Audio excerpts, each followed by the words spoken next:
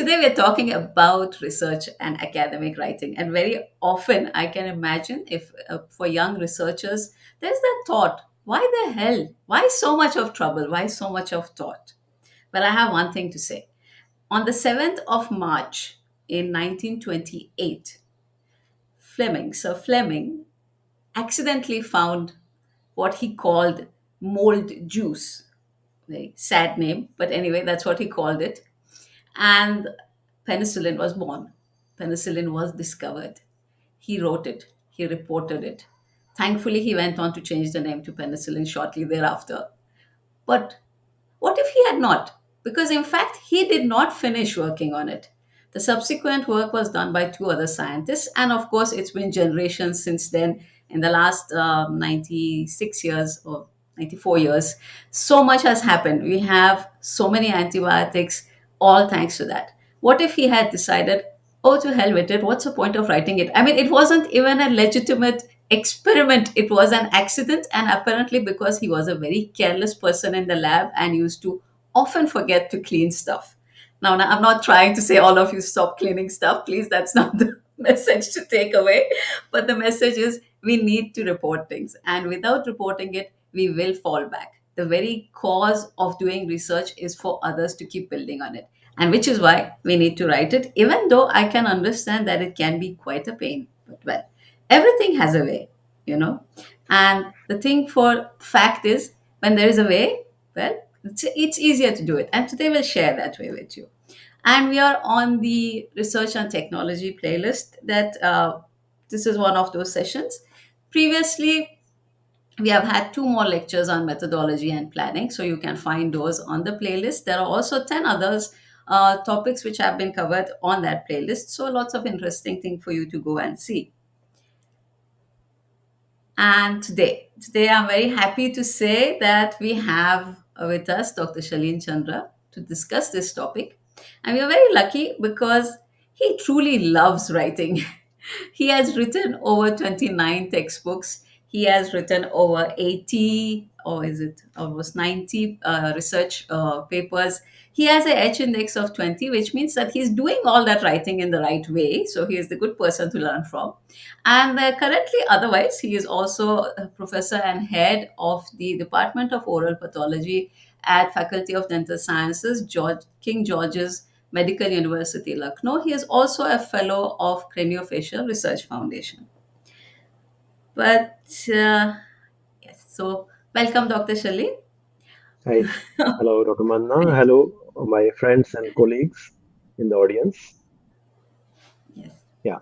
Now, before we start, I will take another few minutes. One is to tell everybody, yes, I have not forgotten. It is Women's Day. Happy Women's Day to everybody, all the wonderful women out there. Have a great day. Enjoy yourself. But this is also a time when we should take a moment and think of all the women in all the strife-torn areas of the world. Let's pray for their safety. And also hang on till the end of the program. We have a giveaway.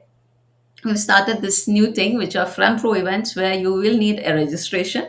It's going to be on Zoom, and these are going to be with certificates, of course. And well, they are, like I said, front row events. That's because at the end of the day, much as I would love to keep everything free always, well, as you know, nothing good is free forever, and nothing good is truly free. So I have to begin to, cross subsidize what the costs of running oral pathology 360. And I hope you will help me with that. I hope you will attend the sessions that are of interest to you and also share them with others. So this one, and of course, we are also going to have giveaways. I mean, giveaways are fun. So we will give away one today, one entry to this event. And it seemed right because it is finally about, we are talking about writing and presenting, and this is storytelling for better outcomes in dentistry, which is in a way all about the presentation. So hang around with us till the end of the event and we shall have the giveaway. Now, with that, I shall stop my share and I shall let Dr. Shaleen Chandra start. Yes, here you go. Yeah. Hello, everybody. I am Dr. Shaleen Chandra. I did my graduation from KGMU, the institute I am working in, and my post graduation under able guidance of Dr. G.S. Kumar at the SDM College of Dental Sciences. So that's about me. And about the topic, before starting the topic, I'd like to say a happy Women's Day to all the beautiful women around us, and also those who need our help and support. Okay. Yesterday only we had a debate sort of thing in our college about what kind of society we should be in, whether it should be maternally driven or paternally driven. So actually, even the debatants who were against the motion of maternal society were in the favor of a familial society. Like family should be head, not women or men. It should be for the family that both the parents should be working. So again, happy Women's Day. I'll start with my presentation, academic writing. In this presentation, I plan to cover a general theme about academic writing, then some pointers about dissertation writing. So how academic writing is different from other writings. Now, academic writing is a formal style of writing used for publications and research work. The writing is quite formal, it is objective, that is impersonal and technical. It has to be, sorry, it has to be planned and focused. That means it should answer the question. So, before doing any academic writing, first step is to define the purpose why you are writing. And you have to find the research question about which you want to write. And then you answer the question in a planned and focused way so that it demonstrates your understanding of subject. It is a structured writing, it is coherent, written in a logical manner, and it brings together related points and material. And it is evidenced. So it demonstrates that we have worked and studies for the thing we are writing about. So we give opinions and arguments with evidence. We always quote previous work done and previous publications in different ways. I'll be talking about how to quote in a little while. And it is most important, it is formal in tone and style. It uses appropriate language, tense, and it is clear, concise, and balanced. So, first thing is you should define your purpose and define your reader. Like if you are writing for a presentation, then you know the group you are addressing to. If you are writing for your dissertation, then you know it has to be for a particular audience, your peers and your guides who will be ultimately seeing and examining it and also taking guidance from it, or maybe take your work further while taking guidance from it. So once you have a clear idea what is required, then you start planning your research and gathering evidence. Now, evidence is important because based on that evidence, you can design your study. So first you have to create an overall structure for your work. Now, any academic writing or structured writing has a beginning, a middle, that is the body, and an end. Now, depending on whether you are doing a review or you are doing a original study, the points may change. But these basic points are retained in each and every academic writing. So, and you should always use paragraphs to break and between the points. One paragraph should cover one point, and the remaining of paragraph should be used to give evidence about it. So first is create an overall structure. The writing usually follows the same overall structure, that is introduction, main body, and conclusion. The introduction will outline the main direction which the writing will take and give the necessary background information and context. In the main body, each point is presented, explored, and must be set out in a logical manner order. Now, logical can be according to your evidence or can be chronological in a chronological manner. Even when you are quoting your evidence, you are following the evidence-wise quoting. Then also you have to follow a chronological order. You have to start from the history of that particular thing and then build it up till the recent knowledge. And you should also identify any gaps which are there. Sorry. Now, you should arrange your points in a logical order by creating a list of your main points. Nowadays, in computer age, there are several mind mapping softwares. In our days, when we did the post graduation and did our initial publications, we had to write all the points physically on pen and paper and then keep them in a logical order. But now you have mind mapping softwares available like eDrawMind, MindMeister, and some university have subscription to MindView, etc., which allow a structure where you can add pictures, files, and attachment. And in the end, you have a organized uh, thing where everything is, including the pictures, are in a logical order, including when your references, they also come in logical order along with that. Now, third point is write in structured paragraphs. Now, paragraphs should build your structure, your argument, and separate each of your points in a different paragraph. You should not merge two points in same paragraph, because then the audience will be confused as to when you have stopped with the first evidence and given the quotes regarding that, and then you have started with the next uh, next paragraph, next item, next point rather. The rest of paragraph should explain in greater detail about the point you are trying to put forward, with logical and relevant references, if evidenced, and examples where necessary or useful. Your interpretation of this evidence should also be a part of the same paragraph, so that in the end you can lend weight to your argument. Then you have to use signaling word when writing. The signaling words are words like furthermore, moreover, additionally, or similarly. The furthermore and moreover, additionally are used when you want to add more information about the same topic or same point. Whereas similarly is used when you are comparing two items. You should avoid writing in comparison. Similarly is a better word.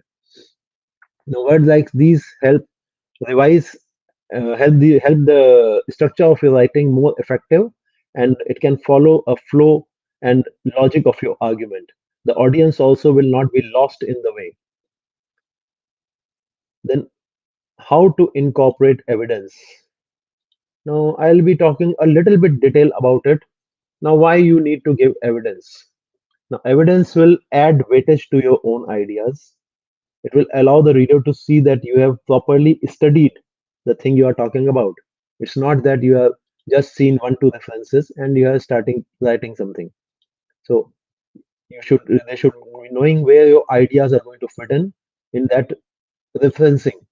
It will demonstrate your understanding of general concept and theories of the topic. Also, it will show that you have researched widely and know about the specialties in the area of interest. Now, there are several methods to incorporate evidence into your work. First, paraphrasing, then summarizing, synthesizing, and quoting. Now, in the today's world of computers, we have to be very careful while doing any of this, because every year we come across students who have just done cut and paste of using the digital technology. Even many a times the language is same as that of the author. So we have to avoid that, because that all will lead to unethical work. So we have to show how that information we find helped us in developing our own argument ideas. So first start with paraphrasing. Paraphrasing is using own words to express someone else's idea. There are few points while paraphrasing which you should remember. First is write the point in your own words. Then focus on the meaning of an idea or argument. You have to explain about it. And you have to include a reference to the original author. There are some common pitfalls which people do in this, like using too many of author's original words. We have to avoid that. And then we sometimes fail to explain why it is significant in my argument. So we have to explain to readers why it is how it is significant to my argument. Then next method to do is this summarizing. Summarizing is providing condensed version of someone else's key points.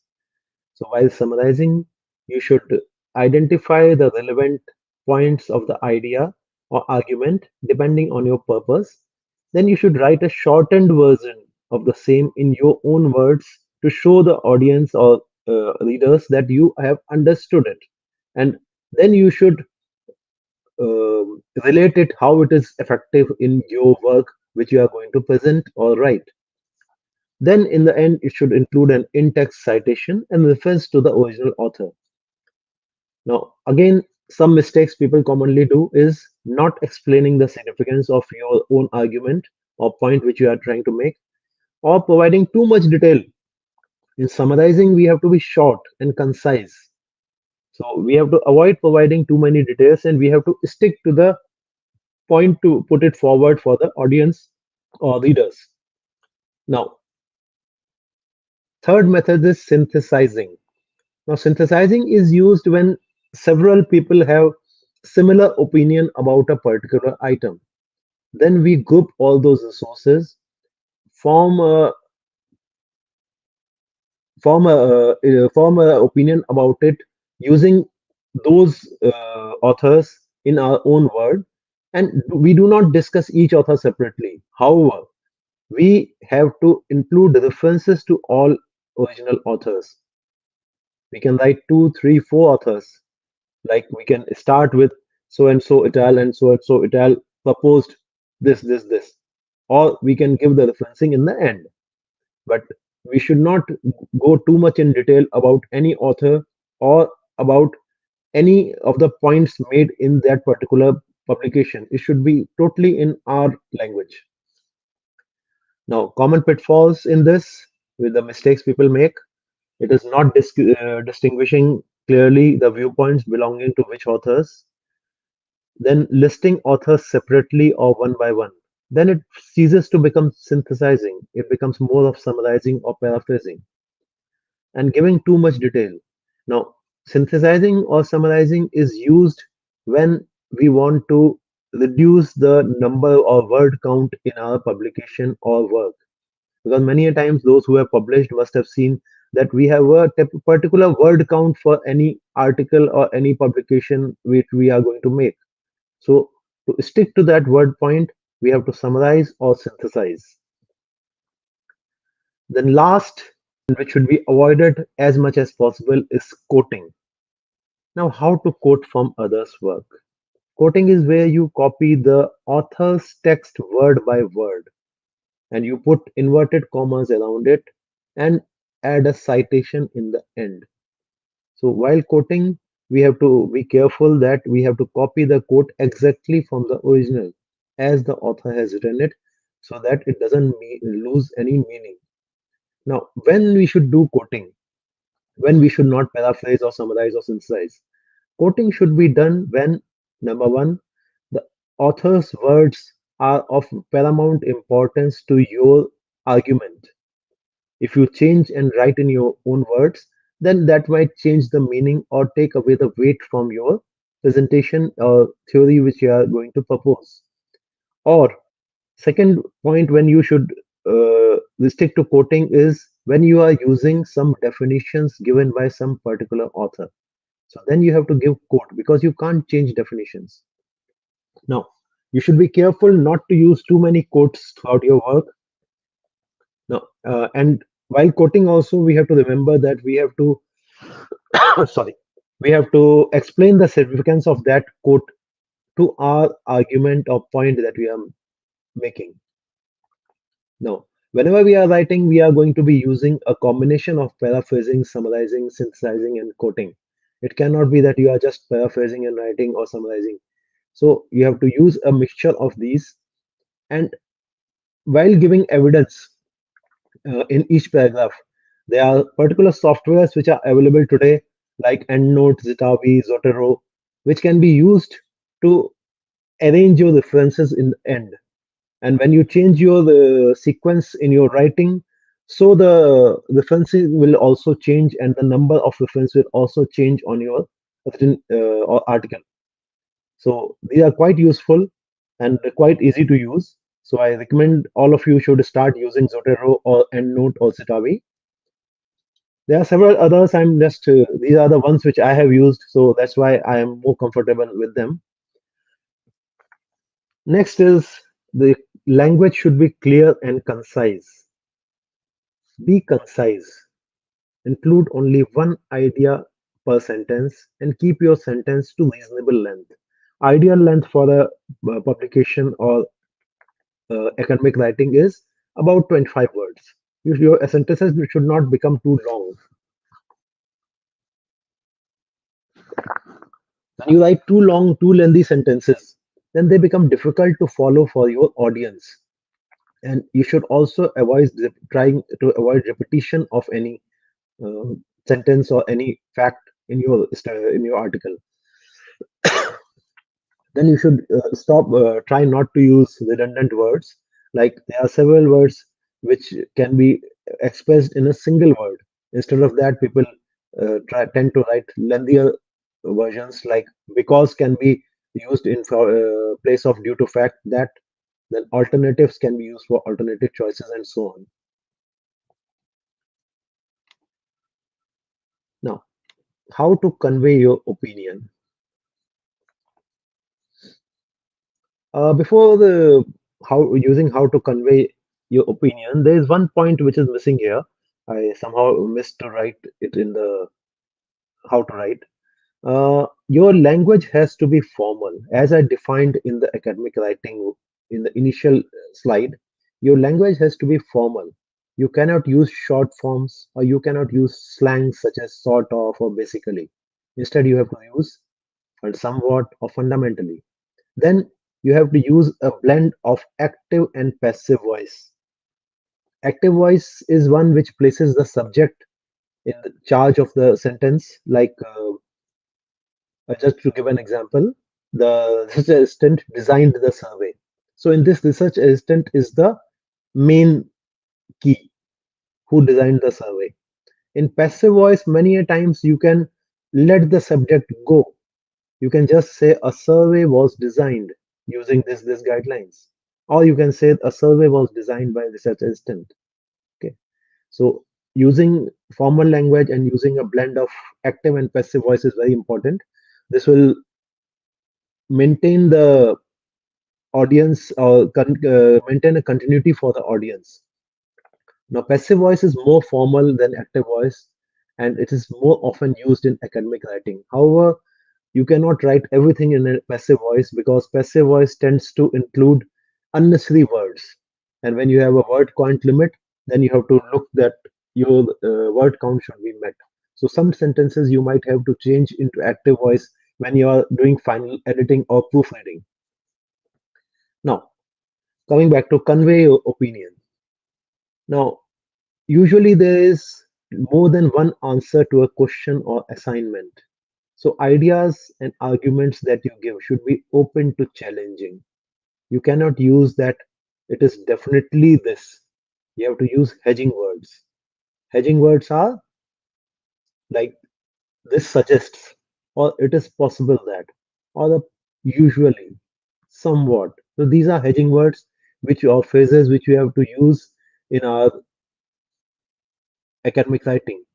Like one example I'll give you, like research indicates that diabetes type 2 is caused by drinking large volume of soft drinks, sugar containing sugar. Now, the other method is, in this I am implicating that they definitely cause type 2 diabetes. Whereas we have seen data that it is all individual, depending on individual. So we can say it by research suggests that high consumption of fizzy fluids having more sugar content may lead to development of type 2 diabetes, because it is not true about everybody. So this is how we can use hedging words and avoid making committal statements. Then boosters. Now boosters are used when we are more confident about our work or about the statement we are making based on some evidence. Now boosters can be clearly, or there is a strong correlation, and or results indicate. However, even the boosters leave a scope for questioning or second opinion. Like similar same sentence, if I try to write in using boosters, then we can say that research indicates that there is a clear link between the high consumption of sugary fluids and development of type 2 diabetes. Now, we have said that there's a clear link, but we are not committing to it. So it can always be challenged. We are leaving a scope for challenging. Then reporting verbs. Now, reporting verbs can be of three different categories. Strong verb, which are convey a degree of certainty about the issue. Then neutral verbs, which do not indicate any value judgments or the part of author. They are rather descriptive in the tone. Then there are tentative words that show that reader tends to believe a certain way. However, it is an issue about which it is not fully sure based on the current evidence. So I'll just put a few examples of verbs, reporting verbs. Like strong can be argue, it can be argued, or authors assert, or it can be challenged, or we contend. Whereas in neutral verb, we can write it may be assumed by the current evidence, or it may be assumed by, or as demonstrated in our study, or as demonstrated by our result. A tentative is hypothesize. We hypothesize that this so and so is the right way, or we imply that this is the right way, or we recommend or suggest. So these are the reporting verbs which can be used to avoid getting into conflict. Now, using choosing the correct tense and voice. Now, this is very important while writing an academic paper or publication or even a book. You have to use the current tense and voice.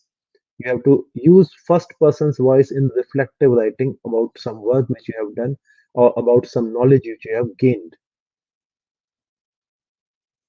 Now, this may, however, not apply when you are asked to write a report based on your thoughts and experiences. Then, different tenses have to be used when you are discussing different parts of your study or your dissertation. You have to use past tense to speak about your method and use present tense to conclude and discuss established knowledge. So even the results should be done in a past tense.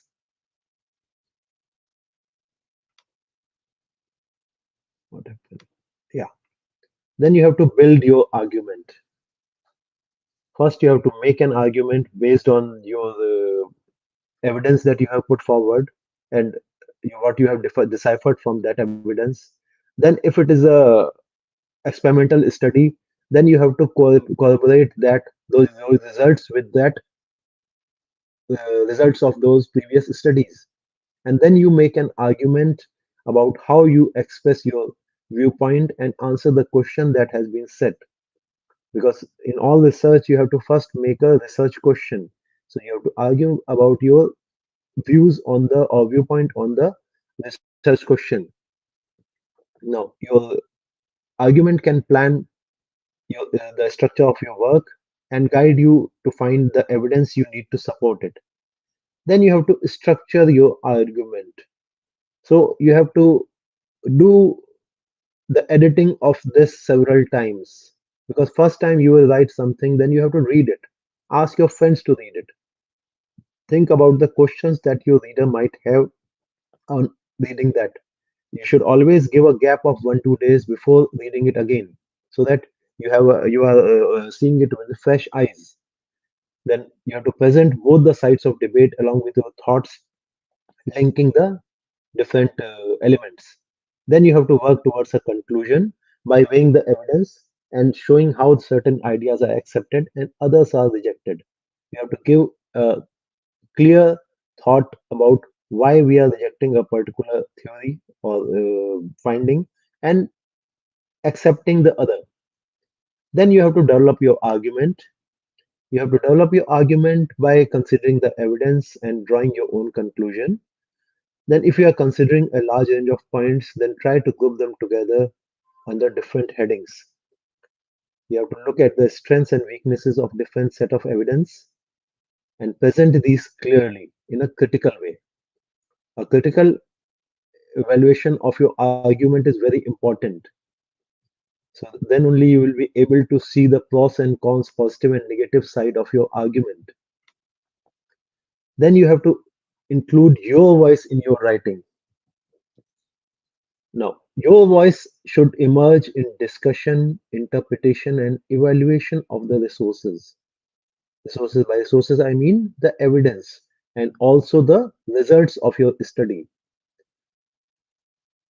Some ways you can establish your voice in writing is make your unattributed assertion at the start of paragraph, followed by evidence, findings, or arguments from your own study. Then you explicitly tell the reader about the connections between the sources. Then the language you use for this building your own argument, including your voice in writing, should show your strong agreement or disagreement or a cautious agreement with the sources. There might be events where your results are totally in contrast with the previous authors. So you have to and critically analyze your results and the factors used in data selection or data getting the patient data, and analyze it critically and evaluate it in reference to the previous work, that why there is a difference, and you have to justify whether you may be wrong or you may be right. Then revising and editing your work. Now, writing is a continuous process, and it is very unlikely that your first draft is perfect.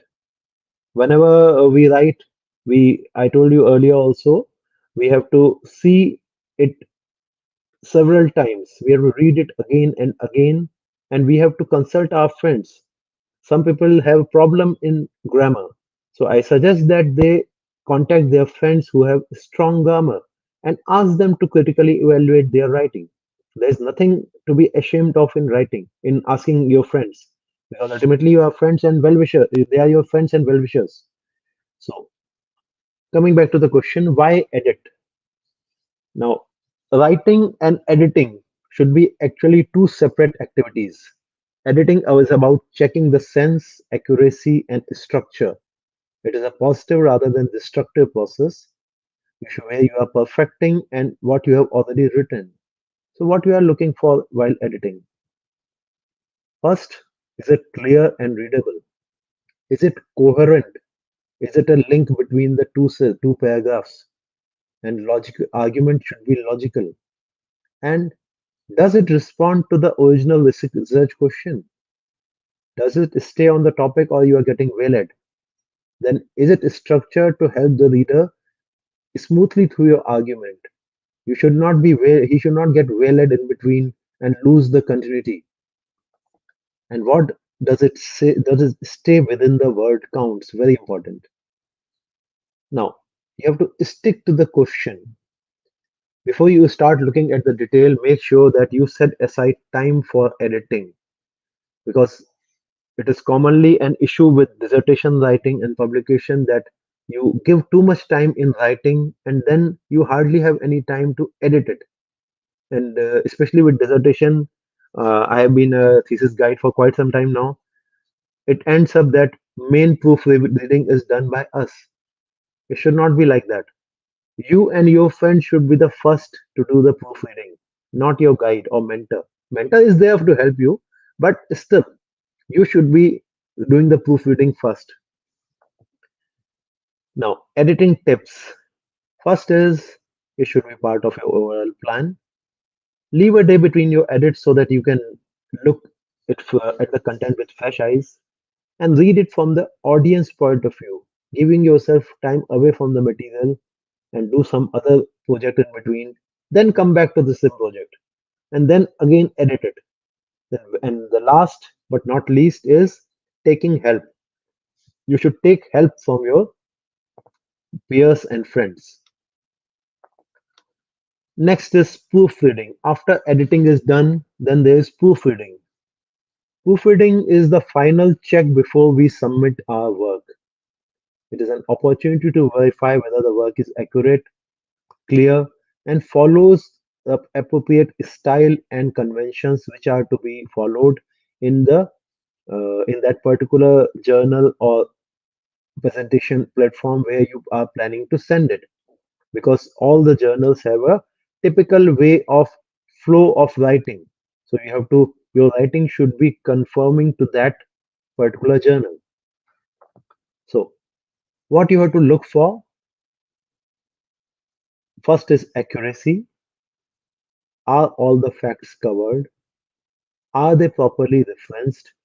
Then language. Are there no spelling mistakes, grammar, punctuation error, or typing errors, or even spacing errors for that matter? Then referencing is important.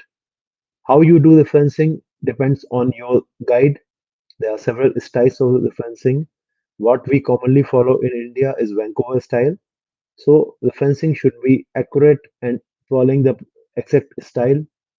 Then appearance, the layout, the table figures should be pleasing to the eyes.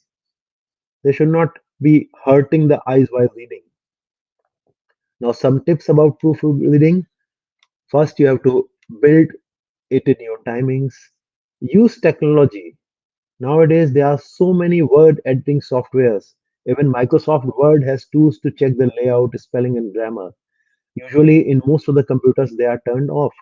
So, before submitting, turn them on.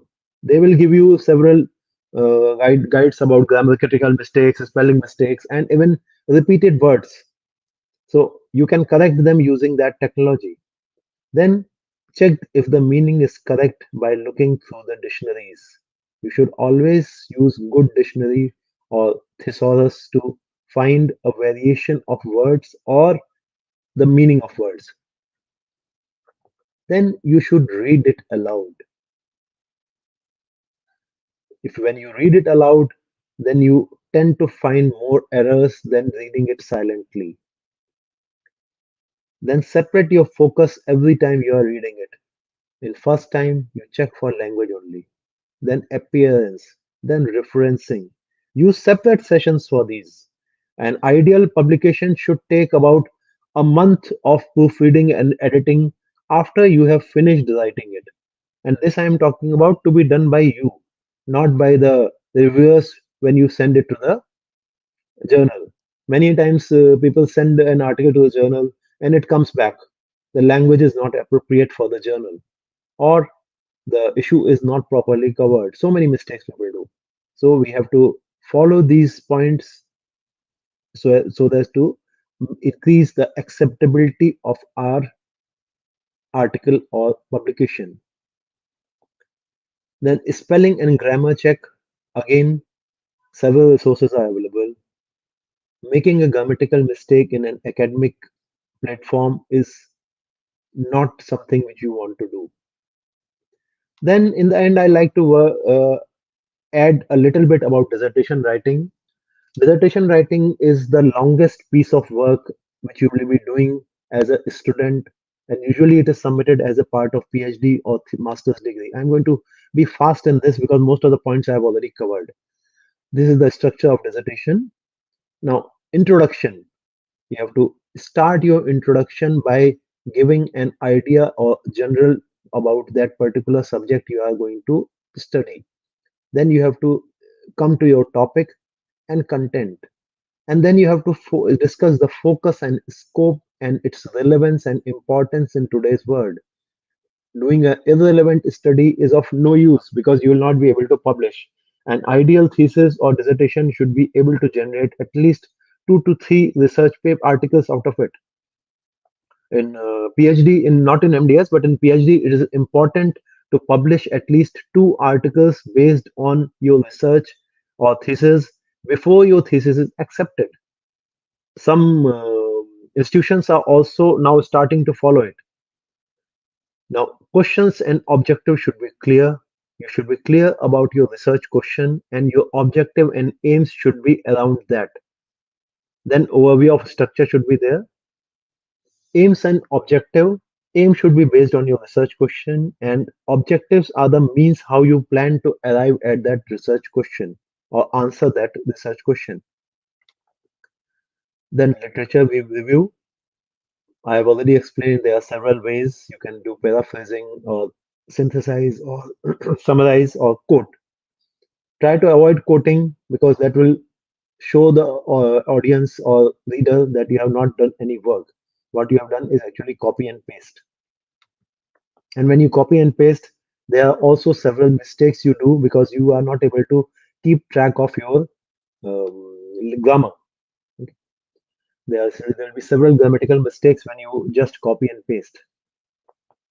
So in literature review, first you should search for the relevant literature, then evaluate the sources, they are important. You have to evaluate it based on the author, what is the standing of that author, and then what is the standing of that journal. Is it a peer reviewed journal? Then you only want to include it in your work. Then you have to identify theme, debates, and gaps. You have to outline the structure, and then you start writing your literature review. The literature review can consist of introduction about the literature, body, and conclusion. That is your findings or your conclusion based on that literature. Then we come to methodology. We have to explain our methodological approach.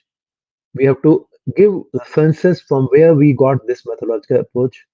Then we have to give methods of data collection, how we reached the number of subjects, and we have to properly give reference of that also.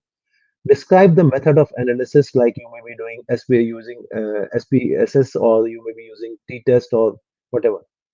Then you have to evaluate and justify your methodological choices. You have to cite resources, you have to write for the audience, and you have to discuss the obstacles that you faced. Your methodology should be such that anybody in the audience should be able to recreate those results. You should not try to hide facts or methods from your publication. It should be such that if I want to follow that article or the dissertation and do a similar research and carry on the work, I should be able to do it. Now, results. When to write the results chapter? The results should be written only when all your data is completed. Now, results of a quantitative research can be given in tables and figures, whereas results of a qualitative research can be in form of arguments, not because you will not have any tables and figures in that. Now, what is the difference between results, discussion, and conclusion? Results show what were your findings word to word without any input from your side. Discussion is your discussion of or your point of view based on your results, and you discuss it in light with the previous authors.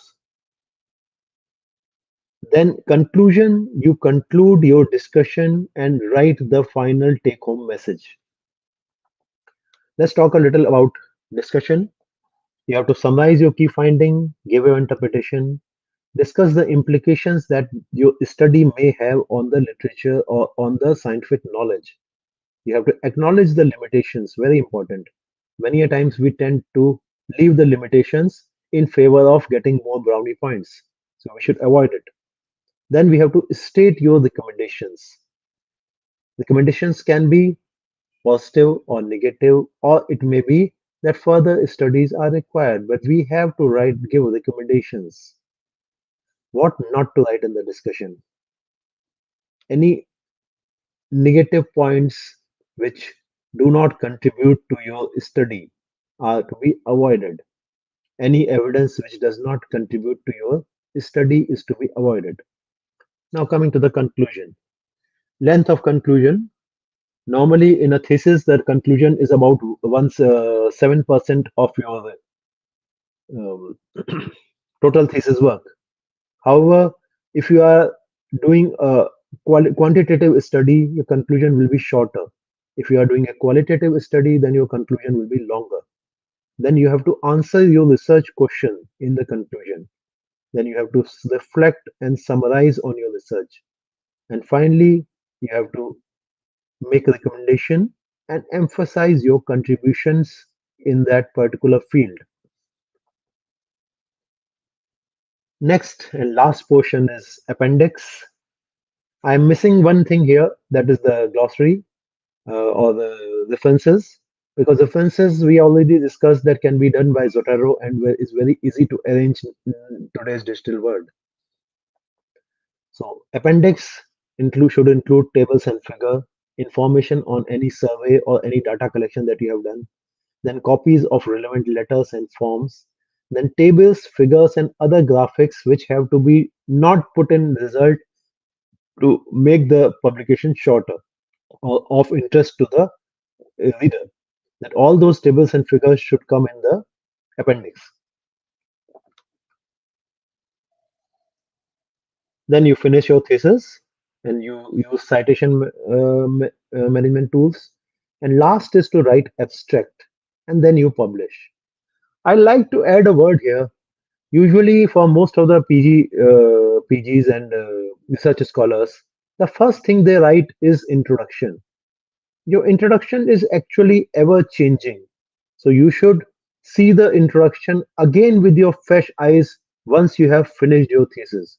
Because you might want to take out something and include something in your introduction based on your findings or based on what you have learned through the review of literature. So always keep writing the introduction till the last so that it is a reflection of what you are going to put forward in your thesis. I'll take 2 more minutes, just 2 more minutes. Ethics in writing. Now, what is academic integrity and what is plagiarism? Academic integrity is not cheating in academics. And if you don't cheat in academics, then you will not do plagiarize. You will not plagiarize. Methods about how to do it, I have already discussed. Basically, academic integrity means acting fairly and honestly while engaging in academic activities. My philosophy for life is pretty simple. You should be actually acting fairly and honestly in your life. So, if you are honest and fair in your life, you will be honest and fair in your academic activities. And you don't have to put too much effort in trying to be honest while writing an academic presentation or thesis or academic paper. Now, plagiarism, appropriation, or stealing of publication, language, thought, idea, or expression. Many times, people think that plagiarism is only when you use published work. Even ideas may be plagiarized, even expressions may be plagiarized. Suppose I am giving this talk today. If somebody may use the same thing and present a talk or written work somewhere, so that again is plagiarism. So any representation of anyone's original work as your own will amount to plagiarism. Now, how do we detect plagiarism? First and foremost is knowledge of audience. In your thesis, the audience may be your guide and people who evaluate it. There are several online tools to find plagiarism. However, I tend to be a little wary of the online tools because they many a times give wrong information, especially the free ones. If you have access to authenticate, well and good. Otherwise, the free tools usually give wrong impression. So I advise all of you to try to avoid using free online tools to discuss or find plagiarism in your study. It's better to ask your guide because most of the guide is most of the universities have access to authenticate through some way or other. So let them do it for you. They will be happy to do it for you because ultimately it is their name which will be associated with that research also. So with this, I bring my presentation to an end. Thank you, Dr. Manna, for giving me this opportunity, and thank you to the audience for the patient hearing. I hope you have a take-home message. Let me ask everybody if you have any questions or any thoughts, please put them in the chat. In the meanwhile, the first one we have here is from Dr. Vivek.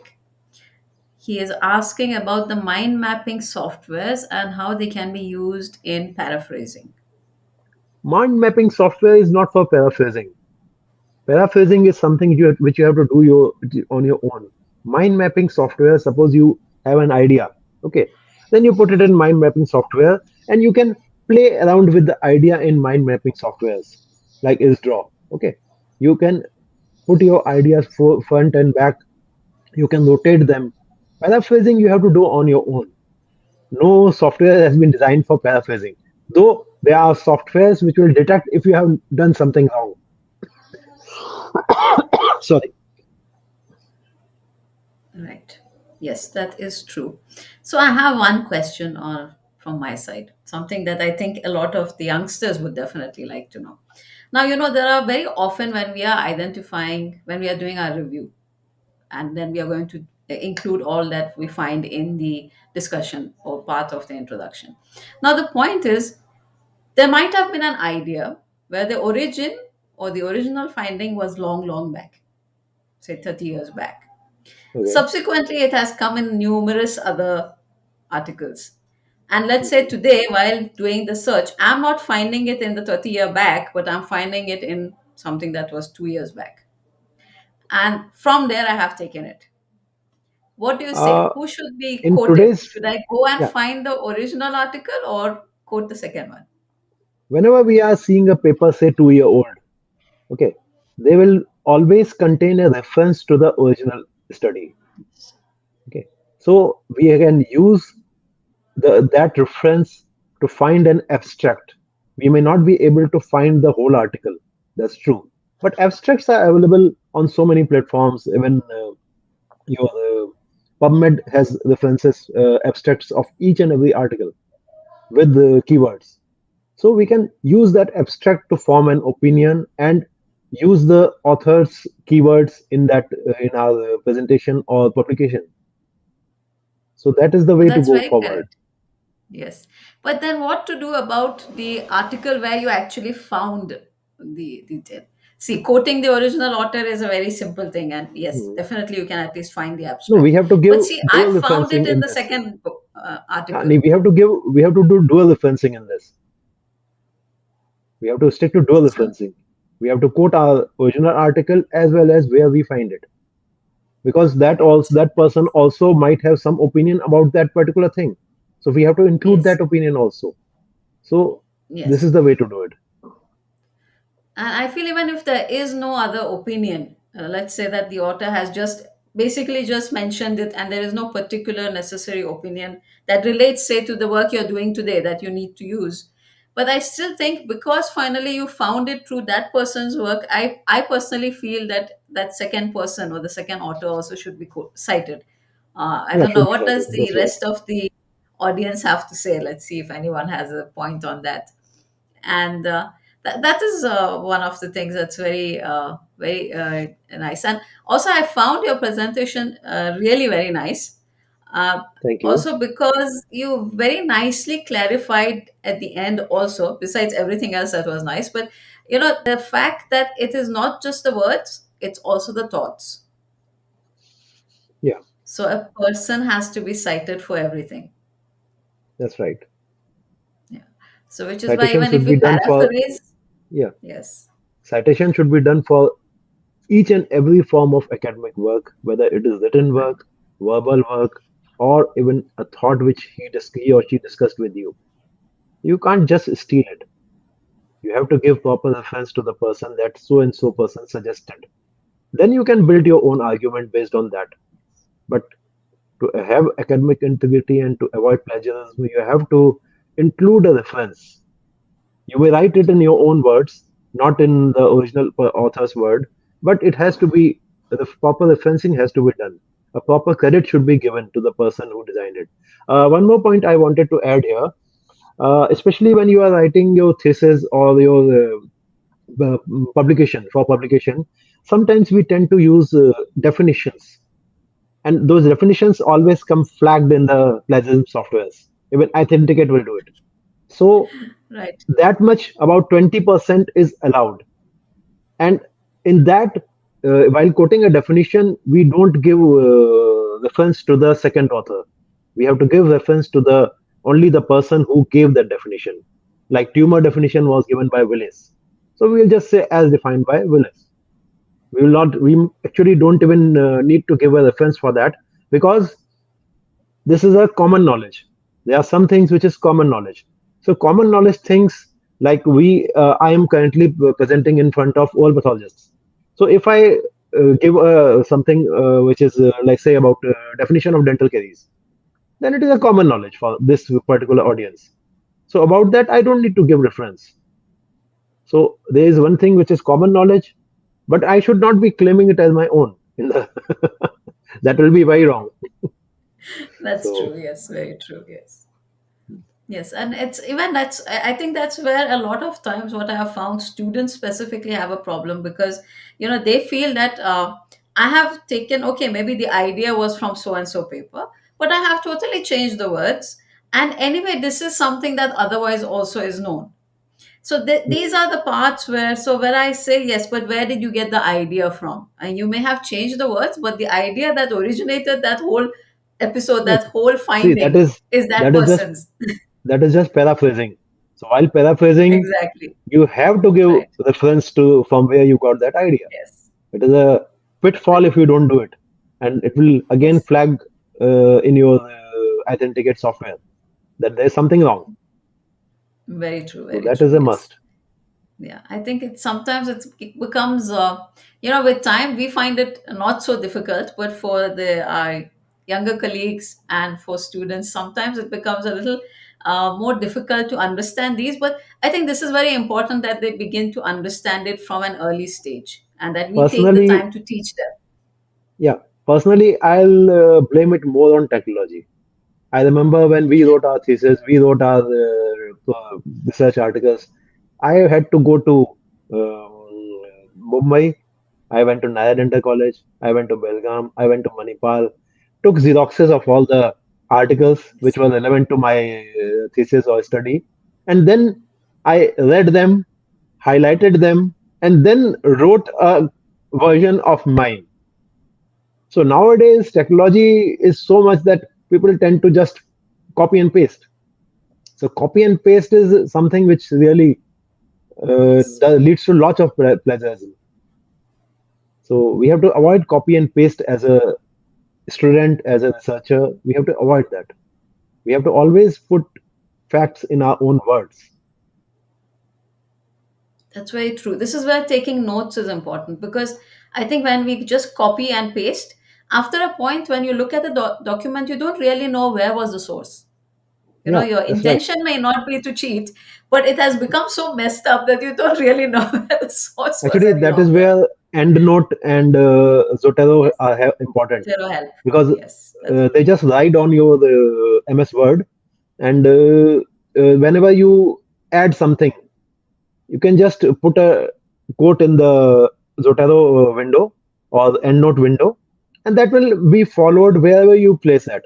Suppose you take that you have now written your introduction, and you want to take it to your discussion. You think it will be more relevant there, so automatically it will go along with the references. And the best part is in the end when you are writing your references, then it will automatically become serial numbered. So that is what has made very easy. So let us use technology to make our lives easier, not to cheat. yes. That's true. Yes. What I tend to do is, as I'm collecting content, I make it a point that if I follow a specific pattern. So to begin with, if I'm just collecting content, whatever is from another source, I do copy and paste it as it is with the reference.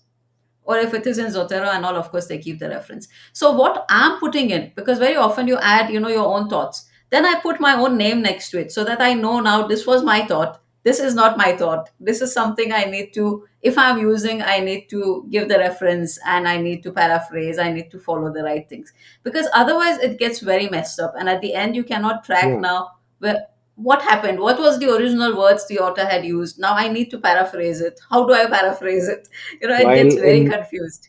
in our days, what I used to do, I used to keep loose sheets, and on each Yes. sheet write a gist of each article with reference, so that we don't lose the thing. Otherwise, later on, you may lose the where the reference came.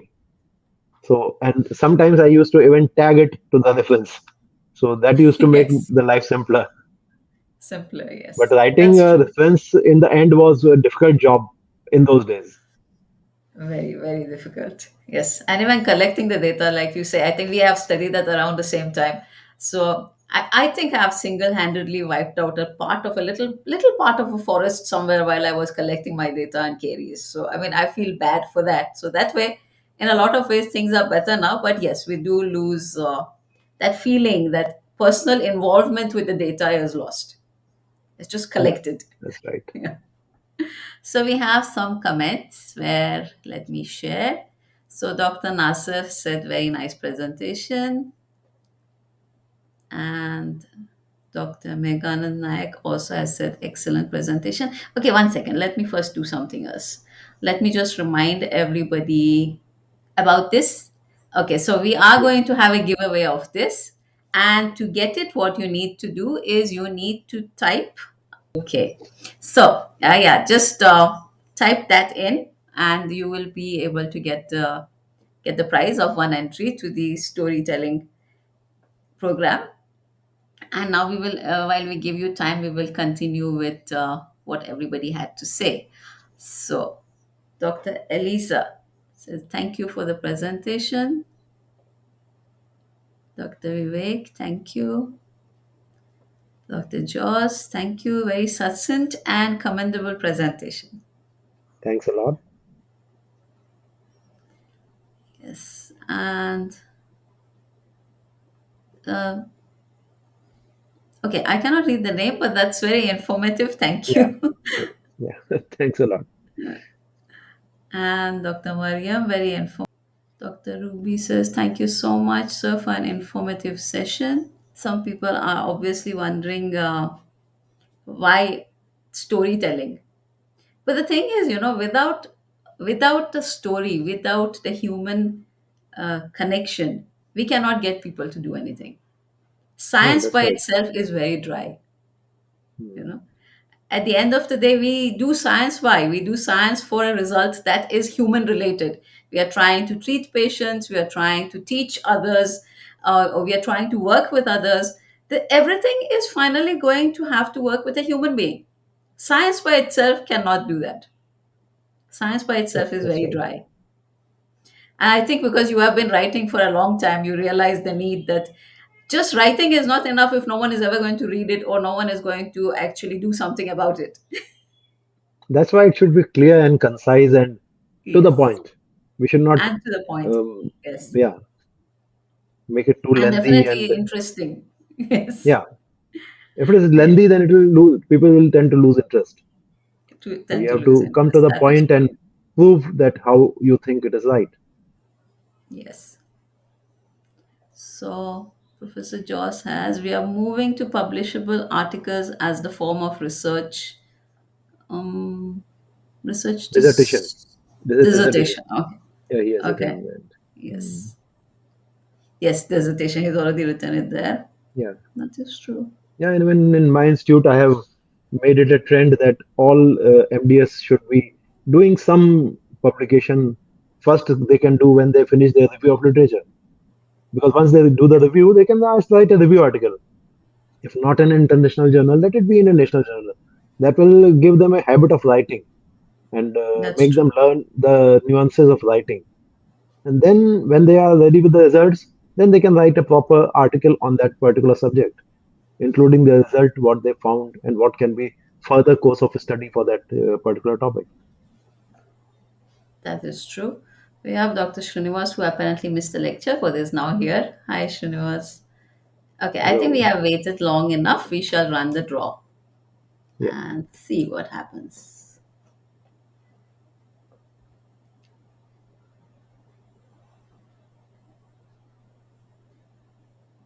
Oh, Oh, just wow. Dr. Jaws. Okay, wonderful. Yes, I shall send you your entry. Yes, link. Wonderful. That is really nice. Congratulations, Okay. Dr. Jaws. Thanks a lot. Thank you. Yeah, you're most welcome. It was a wonderful Yeah. presentation. This is something that's seriously required. So, thank you so much. Yeah, actually, I have And felt a lot about academic writing and so much of plagiarism we see around in all the journals. Even the PubMed index journals have plagiarism. So this is something which I love to talk about. correct, that So is thank true. you for Yeah. giving me the opportunity to write what I like. Thank you. Yes. I generally try and ask everyone to talk about what they are passionate about because that makes it different from taking a lecture. It's not you walking Yeah, into a classroom and taking a lecture, I guess. That yeah, makes a that we do difference. every day since for last so many days.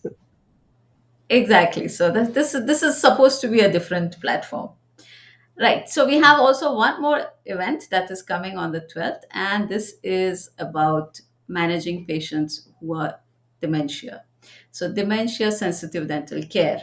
And of course, it's also the World Oral Health Month, where they are trying to say that everybody should be able to get oral health and should be able to avoid all oral diseases. So, and interestingly, at the same time, the WHO is working on developing or bringing about a dementia sensitive world. So, with that, I think a dementia inclusive world. So, we're combining the two, and we're going to have a dementia inclusive dentistry. I hope you will join us. If you are not in clinical dentistry, please pass on the information to those who are. The numbers are quite a lot in India. We may not notice it, but there are, and more than 60% of the cases are in developing countries. There's a new case every 3 seconds in the world. Currently, over 20 million people have Alzheimer's or dementia. So there's a lot that needs to be done in this ground. It would be great if you can join us. Please share the information. And also, this will not be recorded because one of our presenters, as you can see, is from the Harvard University, and they do not allow their content to be recorded. So this is a one-time presentation, and you get it or you don't. That's about it. Right. And next week, please join us. What we are going to have is forensic odontology. And this is going to be the actual steps. This is a basics fundamentals lecture where you will actually go through the steps of human identification through teeth. So do join us. And as usual, it is wonderful that we had all of you here. Join us again. See you. And let's stay in touch. And I hope you will subscribe and share all the content.